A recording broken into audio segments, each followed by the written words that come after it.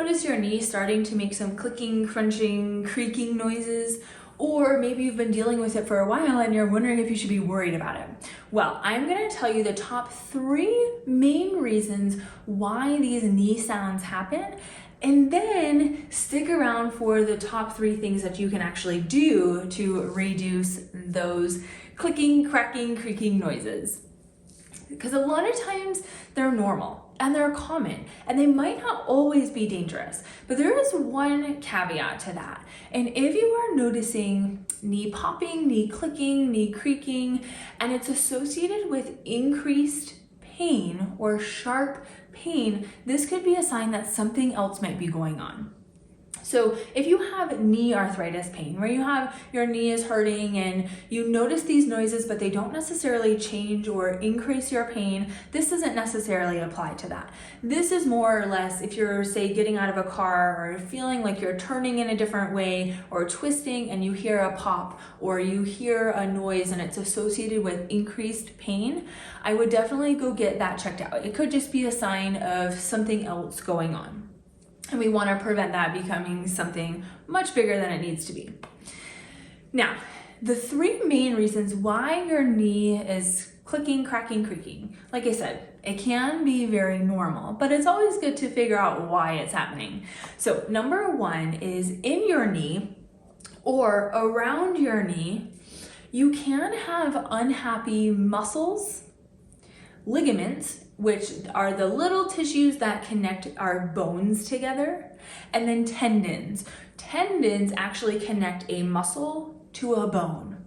And so you have these all inside your knee, but you also have them elsewhere. You also have them in your hip, down in your ankle, and so those can also contribute. Because what happens is when they become unhappy, they usually become tight, and when they become tight, they may not be moving as well as they could be.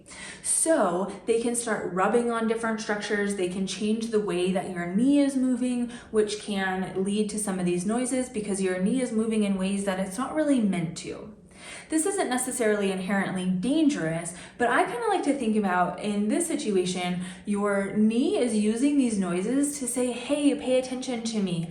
Let's maybe take care of this. We might not be moving in the right ways, or we may not be moving as optimally as we could. Number 2 is that if you have some degree of knee osteoarthritis, or you have some inflammation in your joint, which essentially these inflammatory cells come, they nestle in, they cause irritation, they cause stiffness, and they cause, in a lot of situations, pain. When we have this, again, your knee is in a very finite area of space. So there's not a lot of space to expand, nor to hold in a lot of unnecessary things like inflammation and things like that.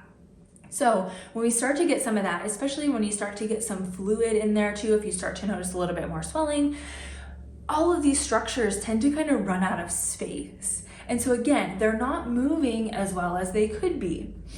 So noticing this creaking and cracking, a lot of times, like if you are squatting, going up and down the stairs, or even just walking, doing kind of random things throughout the day, it could be tied to some joint inflammation.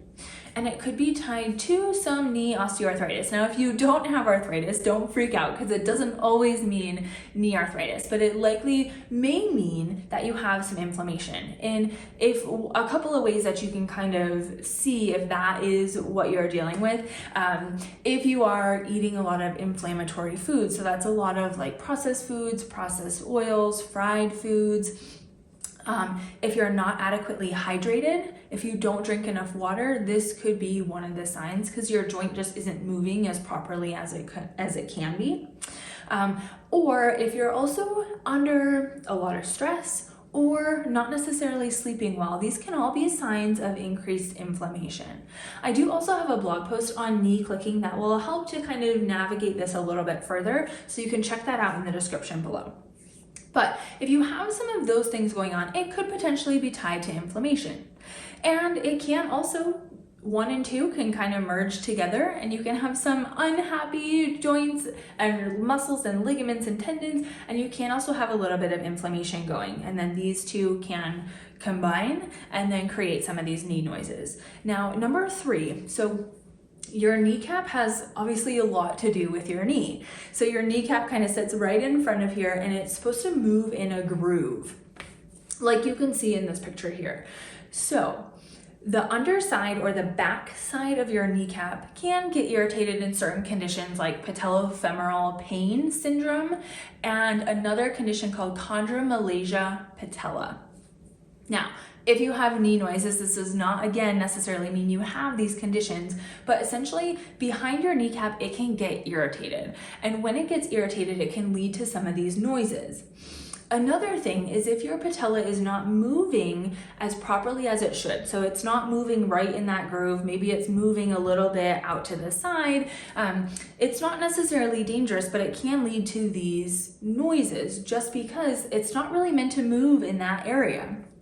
So when you think about what forces it to move in these different situations or in these different grooves, it could be a lot of different things, which I know is not very helpful, but a lot of times it's kind of tied back to number one. And number one and number three can combine, because when you have some of these unhappy structures, then it can pull your kneecap in different ways. And if you're not moving properly, or maybe you have some strength deficits, then that can actually lead to more knee clicking, knee cracking, and all of these noises because your kneecap's not moving in a way that it should be. So when we're looking at these three reasons, like I said, a lot of times they can combine, and a lot of times it's not always just one thing. So I would check out that blog post in the description below to kind of get a clearer idea on this. One good thing about if your knee noises are associated with one of these things is that they can be helped. A lot of the times you can at least decrease the frequency that the knee noises are happening. Like I said, if we think about it as your joint saying, hey, sending out some signals that you will actually pay attention to, can lead it to finding these other things and taking control of it. Because if we kind of have these uncontrolled knee noises, it's not necessarily going to hurt you, but they can be early signs that something is going on. If you have these unhappy tendons, or you have some irritation, some inflammation, or you have some degree where your patella is not very happy, taking action is going to help to prevent those noises or to reduce those noises, maybe not completely, but at least significantly, so that way you can get your joint moving better. Because if we don't get our joint moving better, that can lead us down the path of arthritis, that can lead us down the path to just chronic joint pain, and even limiting joint pain where you won't be able to do the things that you want to. So now I want to show you the top 3 things that you can get started with to reduce your knee noises and help your joint move more optimally, move how it should be. And so these 3 things are going to be great to get started with. They may not completely get rid of the knee noises, but at least moving in some of these different ways can help to kind of free up some of that irritation and free up some of that tightness that might be leading to these knee noises. Okay, so the first one is actually very simple. Stepping sideways can be very, very helpful with reducing your knee noises. Now this is because if you follow me for any length of time, we talk a lot about how we spend our day moving forward a lot. So we're always walking forwards, moving forwards. We don't get a lot of side-to-side movement. Now the important thing with knee noises and side-to-side movement is you have a lot of ligaments and muscles in your knee alone, but also in your hip and in your ankles that do help to control some of this sideways movement. Now, when you start to kind of activate some of those, they may take some stress off those unhappy muscles, ligaments, and tendons, which is what we're going for. So just simply sidestepping, like I said, just when you're doing daily things throughout the day, just kind of if you've been sitting for a while, getting up and then moving side to side, this can help to build some stability around the joint itself to start to use help from other muscles, ligaments, and tendons. So all you need to do is just step side to side. Now for this one, getting probably about anywhere between 30 to 60 steps at a time. So just counting 1, 2 would be a great place to start. Now, if you've been stepping sideways before, then you can increase that depending on how you feel. You may start to feel it in your hips a little bit. You can also add bands and other things to this, but just simply starting stepping sideways can be very helpful. The second one has to do with balance. And it's kind of in the same way that in number one, that we're starting to kind of use other muscles and use other things to help stabilize. If some of those other structures are getting overworked, also, if we don't have the greatest balance, we rely a lot more on our joint and we cause some more irritation. And especially if we don't have great balance, that patella can be affected too. So for this one, all I want you to do first is to try to stand on one foot. Now, if this is hard, that's okay, because you can actually use the back foot to create almost like a kickstand. Now for this one, what I want you to do now is you're going to just take your arms and move them side to side, just like this. Now again, there's a billion balance exercises, but this one, so what you're doing is you're essentially shifting your weight side to side. So you're kind of using your arms to shift your weight side to side. What this is doing is it's really activating the structures that are helping you stabilize your knee side to side. When we don't get a lot of sports and we don't get a lot of side to side deliberate movement, we're not necessarily challenging this stability, especially if you're doing things like skiing or running. We have to be able to control the side to side movement. So doing that, even just starting with that kickstand if you need to, for about 15 to 20 seconds. You might feel your hip fatigue a little bit. If we start 15 to 20 seconds each side, maybe 2 to 3 times a day, that's a good place to start. Number 3 is actually a lateral step over. So I like to do this with a step stool, just make sure it's on a stable surface where it's not going to move. I will put the link to this step stool down below because there are many other exercises you can do with this. You can also do this just on a regular stair. But what you're going to do, because a lot of times we notice those knee noises as you're going up or down the stairs. So let's step up a little bit differently. Start to work more of those muscles we may not be working as much. So what you're gonna do is you're gonna start on one side of the step stool if you have one, or on the stair itself. Now, you're going to step up. So I'm gonna start with one foot on. Notice I'm barefoot. You can absolutely do this with shoes too if you're not comfortable barefoot. You're going to step up. So I want you to push up with this leg, step up. Now, if you're on a regular stair and you can't necessarily go on the other side, you can just stay here. If you have a step stool, what I like to do is step up and then step down the other way. Step up and step down the other way. Now, one thing I want you to think about on this one is when you step down, step back a little bit. So step back so this foot is behind the one that's on top of the step.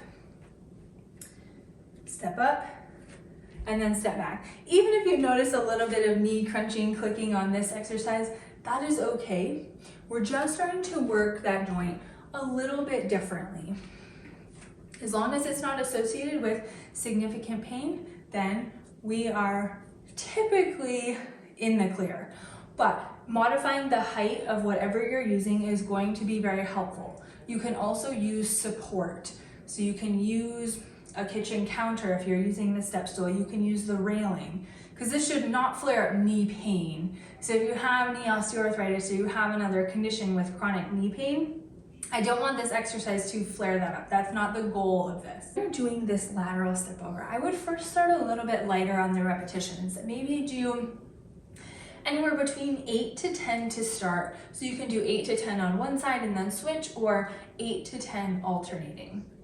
I would maybe try this twice a day to get started with, and then increase as you're able to.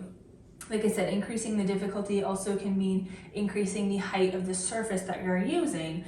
But again, this is not meant to flare up knee pain. So please use your discretion and your judgment as far as that is concerned. I have lots more videos on how to decrease knee pain with stairs and things like that, including the 3 stair climbing secrets. I'm gonna put a link to that down below as well, because if you're having knee pain going up or down the stairs, becoming proficient at climbing the stairs without significant pain can actually open up a lot more doors for you. Once you can tackle the stairs, you can tackle all sorts of things like walking without pain. You can tackle even running if that's on your horizon. You can do a lot more things once you learn how to tackle the stairs, because once you can do the stairs, that means you have a certain degree of strength and balance that are needed for these other activities, which is why I created the 3 stair climbing secrets, which is a video training that's gonna help you understand how to